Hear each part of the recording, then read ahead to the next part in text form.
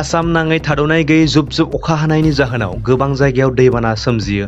थिग बेबादिनो बिटिआर हालामनि सिङाव थानाय तामुलपुर जिल्लानि गरेस्वर बालाबारि ओनसोलाव पुथिमारि दैमानि दैया बांनानै पुथिमारि दैमा सेराव थानाय माथावरि बायनानै गोबां जायगायाव दैबाना सोमजियो आरो गोबां आबाद खहा जायो।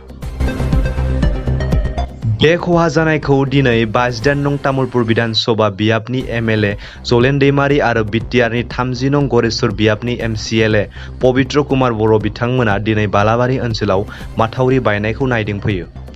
नायदिंफैनायजों लोगोसे एमएलए बिथाङा दैबानाजों माथावरि बायनायखौ थाबैनो मावफुंनाय जागोन होननानै फोरमायदों। बेनि अनगायैबो एमएलए जलेन दैमारी बिथाङा बुंबावदों दि आबाद खहा जानायखौ सोरखारनिफ्राय हानायमानि मदद खालामनाय जागोन होनना। जोबोर रायजो राजाफ्रा थांनाय गोबाव सम आसामाव अखा हानायनि थाखाय दैबानायाव जोबोर लोमजादों। तामुलपुर जिल्लायाबो बेनिफ्राय उदां जानो हायाखै। तामुलपुर जिल्लायावबो गोबां दैबाना जादों। 60,000नि सायाव सुबुंफ्रा दैबानाजों लोमजादों। थिग बिदिनो गरेस्वर नैबे तामुलपुर जिल्लानि सिङाव बालाबारियाव पुथिमारिनि दैया खुरखानायनि जाहोनाव मोनसे माथावरि बायदों। माथावरि बायनानै गोबां सुबुंफोरनि आबाद फोथारा खहा जादों। मानसिफ्रा रिलिफआव थानांदों।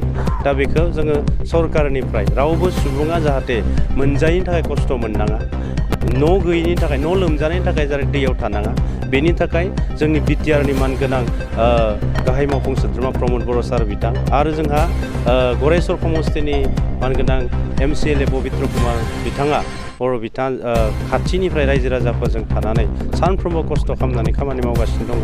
आरो आंबो तामुलपुरनि जिल्लानिनो सासे बा एमएलए हिसाबै तामुलपुर समस्तिनि आंबो जों बयबो खौसेयै रावबो रावखौबो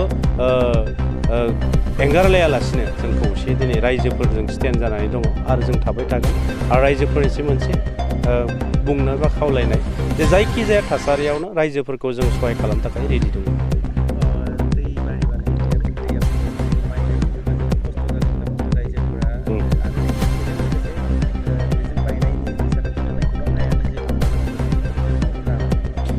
सरकारनिफ्राय बेखौ सावरायबाय थानाय जादों। नंगौ, दिनैहाय आबाद मावनो जागायजेनदोंमोन।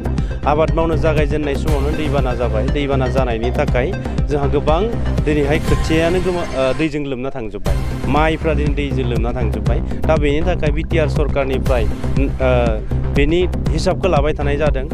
एग्रिकालचार डिपार्टमेन्टखौ बिथांमोनखौ अर्डार होनाय जादों बबे एलेकायाव आबादा बांसिन खहा जादों, बेसेबां बिबांनि खहा जादों आरो बिसोरनो जों माबायदि राहायै अनसुंथाइ होनो हायो, बेनि थाखाय मोनसे प्लेनिं खालामनाय जादों। आरो आबादारि बा जोंनि रायजो राजाफ्रा जिफ्रानोखि खहा जाबाय बिसोरनो अनसुंथाइ होनो थाखाय सरकारा थियारि।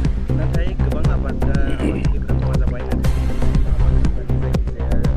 दिनैसिम नुजाथियाखै खहा जानाय जायगायाव। बेयो जुदि दिनैसिम जोङो बिदि नंद्राया, जिहेथु डिपार्टमेन्ट दङ जोंहा, डिपार्टमेन्टनि हेडखौ जोङो मोनफ्रोमबो एलेकानि मण्डलनि जरियते आरो गावबुरानि जरियते, मण्डल आरो गावबुरा आरो जोंहा माखासे एग्रिकालचार फिल्ड वर्कारफोर दङ, बिथांमोननि गेजेरजों माखासे तथ्यफोरखौ लाबाय थानाय जादों।